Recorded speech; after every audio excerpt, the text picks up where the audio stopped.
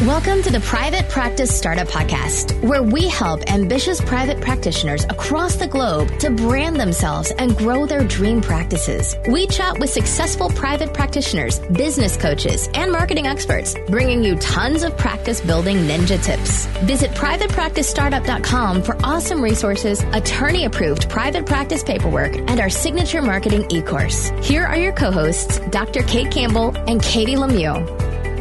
Hey there, Startup Nation. Welcome back to another episode of the Private Practice Startup Podcast. Actually, episode 173. That's crazy. Like, we are close to 200. Wow. I remember when we were celebrating our 100th episode. So, wow, we'll have to do something really fun in the next, quick math, 27 episodes. So you guys will want to stay tuned for that. I have no idea what 200 episodes is going to be like, but stay tuned for that. So we hope that you guys joined us last week. Last week was a really special episode. Kate and I have started doing a podcast series, kind of, piped into the rest of the podcast, called Success Stories. Where are they now? We got to talk to Tara. I'm going to mess up your name. Sorry, Tara. Our Hakos, one of those. Anyways. Our Hakos. Maybe one day I'll get that correct. So we actually got to talk to her about where she is now and the awesomeness that she's doing. And really, when Kate and I created our marketing e-course and coaching, and the thing that we're most passionate about helping therapists with, we talk about the ability to live your dream life, work with the clients that you love. And she's really doing that. So, it was a story of inspiration, motivation, and encouragement. So if you need some of that, you definitely want to check out that episode. Today's episode, we are inviting our friend, our colleague, another South Florida Loco? That too. Friday, that was an interesting slip. Yeah. Maybe she's a little we're all a little loco on Friday, right? Exactly. Local Luna Medina-Wolf, and I've actually had the pleasure of knowing Luna since she was a registered intern. We actually met. She came to a solution-focused brief therapy presentation, training, I should say, I was doing, and our paths have crossed in and out since then, and she's actually one of my top go-tos when I need to refer to a group practice now for trauma, and that's what we're going to be talking about. We're going to be talking about from solopreneur to group practice owner and how to balance it all. So welcome, Luna. Hi. Hi. It's great to have you here. But before we dive into your topic today, I just wanted to say, if you're brand new and listening to us, we wanted to say welcome and thank you so much for choosing to spend your valuable time with us. And we really hope that you guys enjoy this podcast and not just listen one time, but you come back each week, and even also check out our quick podcast reference guide, which has all of our podcasts in topic format. So if you want to learn about money mindset or AdWords, you can actually search them that way. And that's right on our website. But we have a gift for you. That's our A to Z cheat sheet, the essentials for building and growing your dream practice. Head over to privatepracticestartup.com, head over to the resources tab, and there you will see it there. And that also comes with 5 days of practice building emails to really support you on your private practice journey. Let me share with you guys a little bit about Luna. So Luna is the owner. She's been a private practice owner for 4 years. She grew into a group practice in the past year. Last year, she received the Member of the Year award for professional organizations that she's members in. And she's also the president of a nonprofit organization, a very important one actually, called Professionals United for Parkland, which came out of the Parkland shooting, which is literally in our backyard here in South Florida, Broward County. So she's the president of that. She loves dancing. She's even backpacked for 7 months in South America. Maybe that's where I got the logo from, in her 20s. There you go. And she actually completed, and this was an interesting fact when I learned this about her. I already knew about this. She completed the Israeli Army service as a second lieutenant. So welcome, Luna. Hi, I'm so excited to be here. Thank you for having me. Yeah, it's such a pleasure. Great to have you here. Tell us a little bit about your journey into becoming a therapist and getting into private practice. Yeah, so basically I grew up in Israel, and like Katie mentioned, I served in the Israeli Army.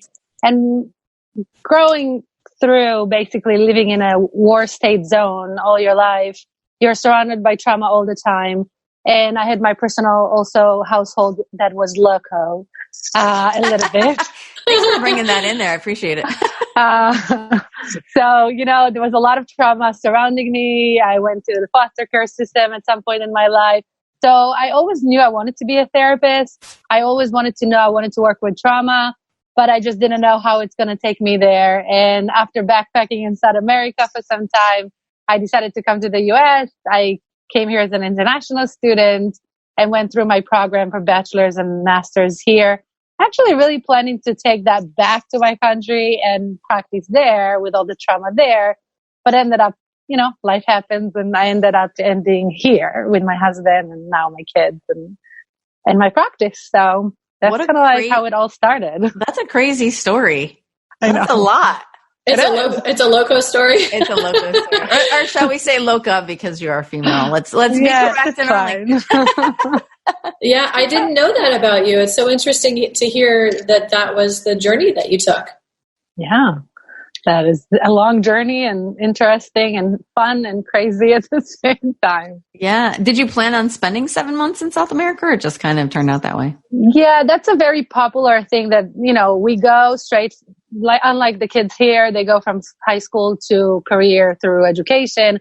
We go, it's mandatory for females to go for 2 years and for males to go for 3 years to the service. So right after high school, you're going into the service. So, you're in such intensity, environment, time management. It's so much to handle that you kind of need a free zone mentality for a little bit. So a lot, like high percentage of Israelis after they finish the Israeli army, they end up backpacking either in South America or Thailand, India, like around the world for some months. It's very popular. So I always knew I wanted to do South America because I have like Spanish heritage. My parents are both from Spain. I spoke a little Spanish and wanted to make sure that I get it even better. So I said, South America it is. And that was amazing. Wow. What was it like being in the Israeli army for 2 years? It teaches you a lot about what you're capable of doing. I have to say that. In addition to the time management, of course, which I feel like that's why I mentioned it because it really relates to a lot of what I have to do now. I felt like it was a good preparation for everything that I have to do now in terms of time management, in terms of organization skills, and really pushing yourself beyond what you think you're capable. When I think about some of the things that I did in the Israeli army, I look back at it and I'm like, I did that. That's pretty cool. So, And when you went backpacking, did you go by yourself or did you go with a group or? I went by myself in the beginning, but met with a friend after a little bit. And then some of the time I was alone, but really you're never alone with your backpacking. I actually met way more people when I was alone, when you're with somebody. So people are more intimidated to approach you.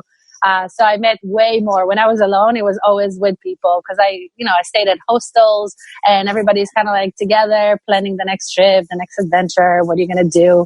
You kind of like wake up in the morning. Okay, what am I going to do today? And what mountain am I going to climb? What lagoon am I going to visit? It's incredible. What did you learn about yourself backpacking through South America? I learned of how fortunate I am despite everything what I've been through. You tend to underestimate the things that you have in life when you have the basics. And when you travel in indigenous places where they don't have water and their bed is basically a house made of mud, and that's their bed too, that the kids are building with the parents, and their roof is made of a plant that is not waterproof, that's for sure, and they don't have water, and you just get to see the life that they live and how happy they are with it. It's a life-changing experience because we take for granted a lot of the time what we have. So I went through a difficult upbringing and I had a rough life, but I looked at them and I was like, look how happy they are with the little they have. Like, be grateful, man. It's all about perspective, and what a great way to be able to put things in perspective, to have that experience. And before we dive into your entrepreneurial journey and how you're balancing it all a little bit further, let's take a quick break to hear from our sponsor. Would you love to work with an accounting firm that specializes in working with mental health professionals, whether it be a solo or group practice, one that can handle all of your accounting needs like budgeting, bookkeeping, payroll, setting up QuickBooks, and tracking KPIs? If so, you should definitely check out Green Oak Accounting.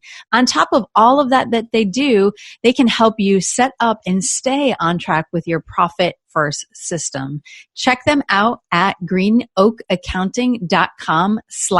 PPS, as in private practice startup, and get their free accounting checklist for private practice startups, as well as lots of financial tips and tricks just for private practice owners. You'll also want to check out episode 169, where we had the pleasure of talking to the owner, Julie Harris, on what key performance indicators you should be tracking to have a successful private practice. Again, don't forget to check them out at greenoakaccounting.com/PPS. There are so many ways to keep your practice organized, but Therapy Notes is by far the best. Their easy to use, secure platform lets you not only do billing, scheduling, and progress notes, but also create a client portal to share documents and request signatures. Plus, they offer amazing unlimited phone support. So when you have a question, they're there so you can get help fast. Get started with Therapy Notes today, trusted by over 60,000 professionals. Go to therapynotes.com and enter promo code PPS, as in private practice startup, and you'll get 2 months for free. Also, you can listen to episode 54, where we interviewed Brad Pleiner and took an in-depth view into their EHR. So share with us some of the mistakes, challenges, difficulties going from an individual solopreneur into a group practice owner. So when I started this, I really didn't know too much, especially as an insurance provider. It includes a lot of things that you have to do that I really didn't think about. Between the process for application for the insurance companies and how long it takes, and the amount of calls that you may be getting pretty quickly once you are in network, and making sure that you have the coverage for it. The insurance part of it was really difficult to do, to make sure that you have all the resources that you need in place to bill for everybody else in your practice as well. That was one thing that was challenging in the beginning, and it really required me to take some time off from seeing patients. I saw a little bit less patients just for a little bit, because I had to dedicate time to learn this a little bit better. It appeared easier than it was, like in most situations in life. So I really had to take time to learn it a little bit better, make sure I'm doing everything, because I'm all about ethics and making sure to do the things the right way. So I thought that I'm doing something the right way. Then I learned it from somebody the wrong way. And I had to kind of like make sure to pause on everything, even if it meant that I'm going to make less money and struggle for a little bit.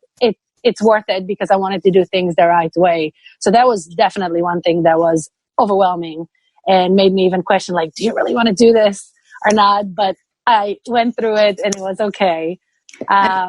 I think in life, whenever we have like that transition or that growing moment, or we take on something new, there's always that thought along the journey. At some point, I know when I started private practice and I finally like left my job and went full time, I think I wanted to quit like 1 to 2 times a day sometimes, right? Because it was like really scary. And then like in the throes of my like, I can't do this. I don't know. I'm just going to go back.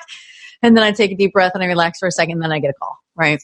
So exactly. Yeah, going through that is for sure definitely part of the human experience. So I know, because I know you personally, I know this about you, but I would really love for you to share like your family makeup, right? So you and your husband, so you do the work, right? And what does he do, and how is he a support to what you do? Right. So it's like you read my mind, because I was going to say this right after I finished. So the reason we decided to go into group practice, the decision behind it partially was, of course, to grow, because I'm an insurance provider and I saw the need for it. But the second part of it is the fact that my husband does have back issues that are pretty, at this point, are a little bit dangerous, to the point that he is due for a third back surgery. And we decided that to keep him as safe as possible, as if he can stay at home as much as possible, that would be the safest bet. And we just decided to do this thing that he always had a dream of doing, because he had a very traumatic childhood himself. So he always kind of like said, I want to stay at home with the kids. And I was like, it's not as easy as you think it is. And then this accident that he went through happened, and we were like, okay, like, let's do this. This is, it's going to be difficult, but we're going to do this and make it happen. So yeah, my husband is my biggest supporter. We work together basically on the group. He does a lot of the billing for the company. He handles some of the responsibilities that I have to, faxing, inputting for insurance, all those things that are a little bit tedious and not fun to do anyway. And I mean, he takes care of the household, which is amazing. Like, he's raising our kids. I'm in awe from his, really, I thought he's going to give up. I was like, I'll just let him do it. So, he'll probably change his mind after 2 days. And he's not. He's like such a dedicated pet father, and he's so amazing with them. So it's like, it took our love too, and like totally increased it, multiplied it in so many ways. So that's awesome. How many kids do you have, and how old are they, Luna? 2, a 4.5-year-old and a 3-year-old. So he has his hands full for sure. Yeah, he does. And I think it's such a cool dynamic because, I hadn't known that about you initially, right? And I was like, how do you do all of this? Because you are like everywhere, you're doing everything, you're a huge support to the community. Like, you are just passionate about this work. And, like I said, I've known you as an intern, and I think maybe you had just got married then, or you're going to get married. So I've known you for quite a while. Yeah. So I've seen your journey, right? From, intern to licensed professional, all of it. So it's just been really cool to watch that and just really know about your dynamic and how your husband's at home and how you're just the workforce. And it's just really, really cool. So share with us some of the, I know that you were talking about some of the challenges you face. What are some of either the systems or the technology systems or supports that you use to really support your practice? So it's probably a moment of advertising for Simple Practice, because it has made my work simple. If you know how to use it well and you set it up correctly, it's as far as the insurance piece, it really makes life so easy, and I love using it. All my providers have it. They can handle everything on their own as far as the documentation. I have a way of checking and making sure everything is done the correct way. There's such a good monitoring system to it. So using that has been amazing. And as well as doing the Brighter Vision, monitoring for my website. I was doing it all before. I created my website. Crazy. I monitored everything on it. I did everything. Like, I'm a learner, I wanted to do a website. I did it, and it was working. But then I was like, okay, you have to. And I think, I've been listening to your podcast for a really long time, and I've been learning from both of you for a really long time from being an intern. And I have picked up on a lot of the tips and the things that you have taught through your podcasts and through your workshops and things that I've read online, not just you, many different podcasts that I listen to as well, and just really learning and listening to the tips that were out there to maximize what I want to do. And, I'm still growing. That's the beauty of this industry, that if you're passionate about it, there's the potential to grow as much as you want, really. I keep on saying, like, okay, I'm only going to have this amount of people in my group, but then it's like, okay, everybody is full. Now what do I do when I get today I got 15 calls. I'm probably on top of Psychology Today, which is the other place I'm on. And it's like, okay, what do I do now? Like, okay, start referring. And thankfully I do have a good referral network. And I used Facebook as far as, seriously, half of the people that are referring to me now as far as professionals, I met on the Facebook groups because I network with people, and I'm there to help if somebody needs help. And I always give referrals to people if I'm not available. And that's so important. Today I actually was a panel speaker at Barry University about trauma. And I said to them, if you're not a trauma specialist, refer out. If you're not a couple specialist, refer out. The moment you're going to pick up the phone and refer that person, you're going to get another call from another person that is going to be even a higher paying fee or, a full pay client. It's like the karma of it, that you do the right thing for your client and putting them first.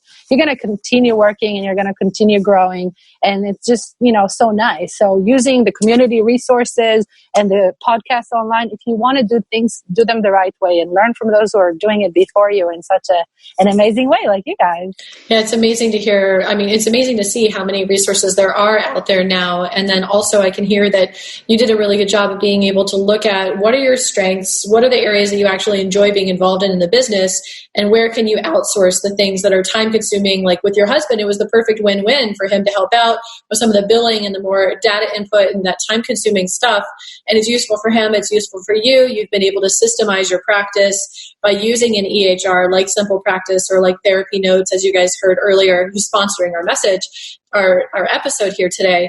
And also using Brighter Vision to do your website, because when you're bootstrapping and you're doing it all yourself, it is so much work. It's life consuming. It can be a 24/7, 365 job, and your business can take over your life.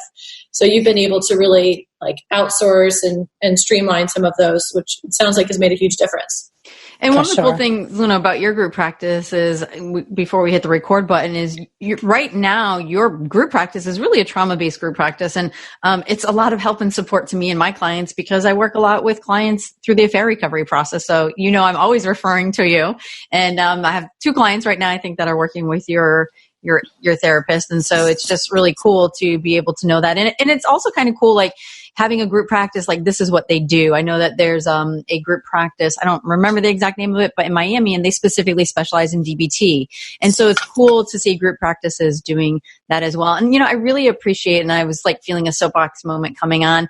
I know that like in business coaching and things like that, we're constantly talking about ideal client and niche, or work with the clients you love. And, I think you're really hitting on something, is that it's actually unethical to work with clients that we don't specialize in. It's absolutely unethical. Like, a podiatrist should not be saying like, oh, you have cancer, I'll treat you. No, that would be like incredibly wrong. And, unfortunately, I think sometimes school teaches us like, oh, well, we can work with anybody.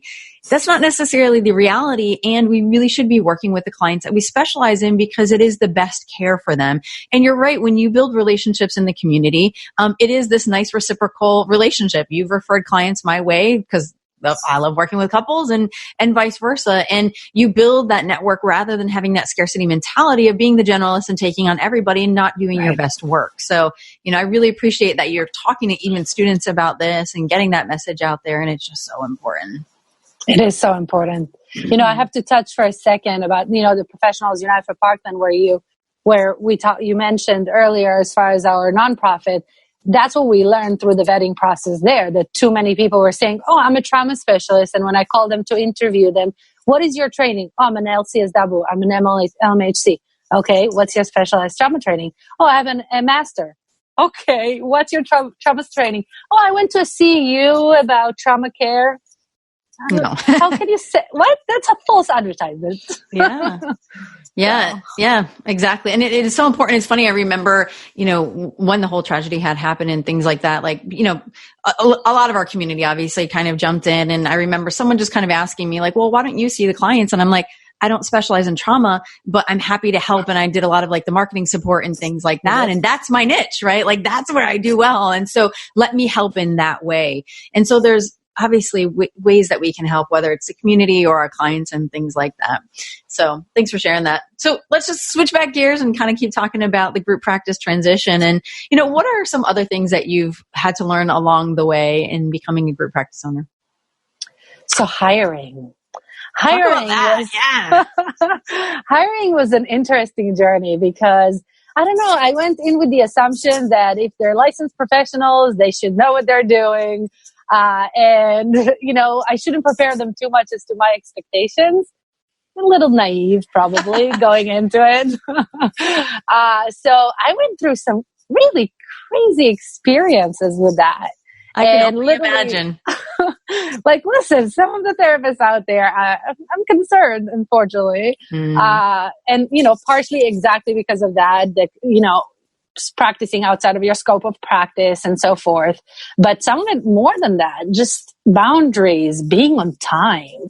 Like, I didn't think that mentioning that it's important to be on time or let your client know you're late if you're late is an important thing of mentioning. But literally, I have it on my contract now. I added it to my paperwork. So my initial paperwork is, some things that I got as far as the group practice, paperwork for clients I got from you guys when I opened. And then I got a lawyer to get my paperwork for group practice for the contractors. Did that based on recommendation from something either on you guys or somebody else's podcast. They were like, do it with a lawyer. Don't save on that. That's an important thing. I did that. Hired some people, and then I just I'm continuing. Every time I hire somebody, I add something new. I find myself just adding something new to the paperwork because I run into, oh, okay, didn't think about that. Like, I added the time, I added response time for clients. I've added, documentation, a little bit more details into that, and just some things that I just learned to speak about. It's not necessarily out of the contract, but just talking about what I want the whole group, the message, because it's, you guys always talk about branding, right? So if I very much am a believer in a holistic way, then if I have somebody here that's the first session, they're going to refer to a psychiatrist, it doesn't really go well with, unless, it's really a necessity for that client. But it doesn't really go with my style and that's the message I want to have out there as far as a group. So I started listening to those cues as well, as what is the person, what is their message beyond just the therapeutic skills that they have? What is the brand that they would have liked for themselves to be part of? And I literally tell people when they come here for an interview, I say, look, this is my work, baby. This is my family. This is part of my family. This is a family business. And I want you to feel good here. I want you to feel like you can talk to people here. You can, even if you have personal things, you can come to me, anything. Like, I'm here for you. But that's why I want my clients, anybody who comes to this group, I want them to feel the same way. I want them to feel that they're at home. And I love it when my clients say, I feel like I'm sitting in your living room. It's such a good feeling. And I love that, because that's the message I want to make clients feel. And that's the therapist I want to attract. But initially, I really didn't think about it. I said, well, they're individual contractors. They should be able to do basically, their way of counseling, which is their own practice in terms of the client care. But the message, I wanted that to be more incorporated and united as a brand. So I started to pay attention to that. And I definitely learned that the hard way. Well, and I love that you say that. And, thank you for talking about this, because, one of the things that Kate and I talk about, and, there's like kind of two ways to do business, right? It's like all this coaching preparation beforehand and doing it that way. And then there's the part about business that we're in the trenches and we're like, crap, this is not working. Like, back out, try something new. And then we make modifications. Mm-hmm. But one of the things that we constantly talk about is that if you don't have a brand, your clients, right? If you're a solopreneur, will create it for you, or your staff, your employees and team will create your brand. And that is not what you want to do. Mm-hmm. And one of the most important things is, if you know that you want a group practice or whatever it is, a holistic center, whatever your dream is that brand is so important initially in creating the vision and the mission and the culture, because Kate and I constantly talk about, like, that's part of your hiring process. And Kate and I have totally done that with both the private practice startup. Kate does it with her group practice, is really having people like read and engage and ask them about that. Well, what do you think about this? How do you fit into this? And that becomes the guiding principle of part of how you hire. So yeah, I love that you say that. So, and again, it's like, well, wherever you are, you can create your brand at any time. But it's really important to know that, if you're not creating your brand, people will be creating it for you and all that. And not only is it a guiding principle for who you hire or who you decide to bring on in terms of your team, but also who you work with, who you partner with, who you refer to, who you collaborate with. And if they're not in sync with your core values, it just makes it so easy to make that decision. Okay, yes. This is just not a good fit. This is not in sync. This is not in alignment. And it makes those decisions so much easier. For sure.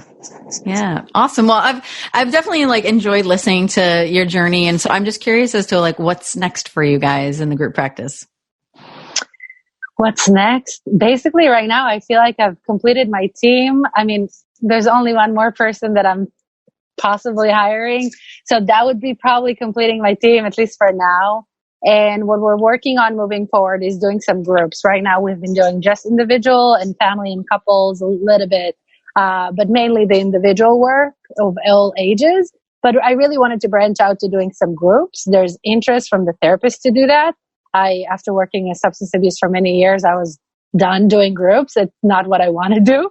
But, several of them asked me, do you want us to do groups? And I said, sure, if that's something you would like to do and you enjoy doing, I'll help you in any way I can in terms of the marketing, in terms of reaching out to other practitioners and so forth, and we'll try to get it going. So that's something that I definitely need to get some guidance online about on how to get that. I have some saved podcasts on my computer that I need to listen to because I want to start doing that as far as the group work and just growing that.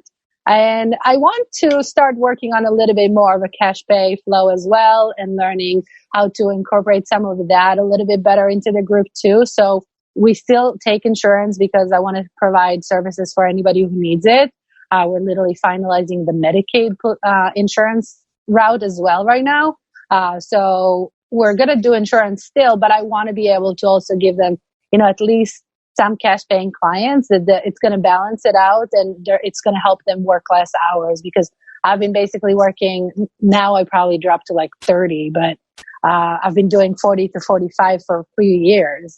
Wow. Clients? Yeah. Wow. I know you're a machine, wow. Luna. You amaze me. And then for the group stuff, we have to give our friend and colleague Katie Keats-May a shout out. She's the Be a Group Guru, and she's the owner of that. She does an amazing coaching and has a great e-course and all sorts of free content out there. So she would be a great resource for you or anybody else who's to really build their practice with those groups or grow into that next step. Kate, you always read my mind. I wrote that down to say, and then you jump in. Like, awesome. We're in sync as usual. We are, as usual. So, Luna, what do you want the listeners to take away from your message today? I think, by chance, just because we started talking about South America and everything there, I think that's the message I also give clients. Just, if you have a goal and you're passionate about something, I really didn't think I'll be able to do all this that we're doing right now, between the volunteering with the nonprofit organization, raising a family, having a group practice. This was a dream that I had, like the setup that I have right now with my offices and the way they look and the way everything is like a dream that I had for the long run. Like in a few years, I didn't think I'm going to be here now. And literally the day that we finished set up the office, my husband and I, with the kids here for a whole weekend, basically, like doing things. They were sleeping kind of like on the floor. It was like crazy weekend to set it all up. And we sat here and we just looked at the view and we're like, oh my God, we're here. Like, this is so cool. Chill factor. I know. It's like, we have a little thing between the two of us. We say, we did it.